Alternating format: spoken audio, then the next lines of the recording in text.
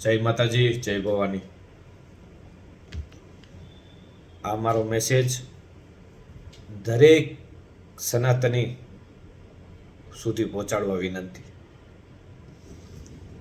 અત્યારે જે સ્થિતિ બાંગ્લાદેશની છે, જ્યાં આપણા 1,30,00,000 જેવા સમથિંગ હિન્દુ ભાઈઓ અને બહેનો ત્યાં રહે છે.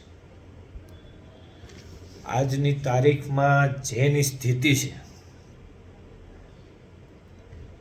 શાયદ તમે ને હું અહીંયા ભારતમાં બેઠા એટલે વધારે નહીં સમજી શકીએ. એની જગ્યાએ જો આપણે હોત ત્યાં, તો જ આ સ્થિતિ આપણને મગજમાં આવે. અત્યારે ત્યાં મંદિરોને, મૂર્તિઓની બિલકુલ તોડફોડ કરે છે, જલાવી નાખે છે. હિન્દુઓના ઘણા ઘર જલાવી નાખ્યા છે, લૂંટપાટ થઈ રહી છે. હિન્દુઓનું જ્યાં જ્યાં મોલ દેખાય છે, દુકાનો દેખાય છે, એની તોડફોડ અને લૂંટ થઈ રહી છે. બધાએ મૌન છે, ચૂપ. કોઈને કાંઈ બોલવું છે નહીં. આપણે શું, આપણને ક્યાં પ્રોબ્લેમ છે? ઠીક છે, અત્યારે આપણે માની લઈએ છીએ કે આગલા અમુક વર્ષો કે અમુક દશકા સુધી ભારતમાં સ્થિતિ ક્યારેય નહીં આવે. લોકતંત્ર છે, અને બીજું કે આપણી આર્મી અને રાજનીતિ બે અલગ અલગ છે. ક્યારેય કોઈ પણ રાજનીતિની અંદર આપણી આર્મી બિલકુલ ક્યારેય દખલગીરી દીધી નથી. પણ ભવિષ્યમાં શું? આપણા બાળકો અને એના બાળકો ત્યાં સુધીની કલ્પના કરો. 2-3 દશકા પછી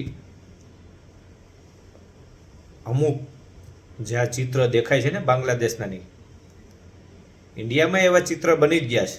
અમુક અમુક સ્ટેટમાં એવા ચિત્ર બન્યા જ છે. એનું કારણ એ જ છે ફક્ત કે કોઈ અવાજ ઉપાડતું નથી. અરે તમે કાંઈ કરી ના શકો તો કાંઈ નહીં, કાંઈક બોલો. બોલો નહીં તો લખો. લખો નહીં તો ફારવર્ડ કરો, દેખાડો. કેમ કે આ જે સ્થિતિ અત્યારે તમે જુઓ, એક એક વિડીયો જુઓ, તમે મન વિચલિત કરી નાખે એવા વિડીયો છે. દુર્ગા માતાજીના ધડ અલગ કરીને અપમાન કરેલા વિડીયો અપલોડ કરે છે. હિન્દુઓના ઘરની અંદર ઘૂસીને તમામ સામાન ઉઠાવીને ઘર જલાવી નાખે છે એવા વિડીયો અપલોડ થાય છે. મને કોઈ ભાજપ કે કોંગ્રેસ કે નથી, કોઈનાથી કાંઈ બહુ ફરક પડતો, કોણ છે શું નહીં. પણ કોઈ પણ સરકાર હોય, અત્યારે ભાજપની છે, ભવિષ્યમાં કોઈ પણ હોય, યા તો ભાજપની રહે, પણ એક વાત કટ અને ક્લિયર છે અને સચોટ છે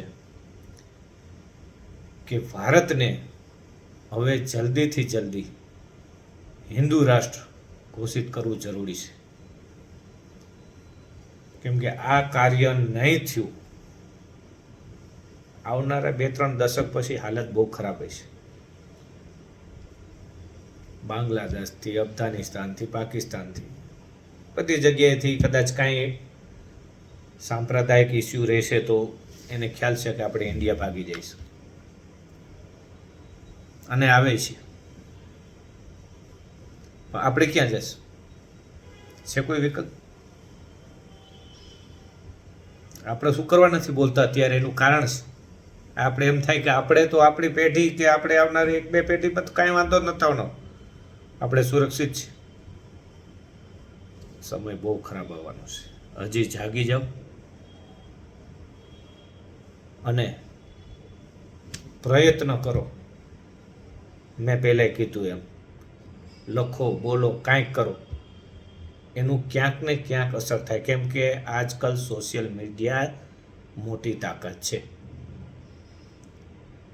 ફરીથી કહીશ કે હિન્દુ રાષ્ટ્ર બનવું ખૂબ જ જરૂરી છે અને બધાએ કોશિશ કરવી જોઈએ કે જલ્દીથી જલ્દી ભારત દેશ એક હિન્દુ રાષ્ટ્ર બને. જય માતાજી, જય ભવાની, ભારત માતા કી જય.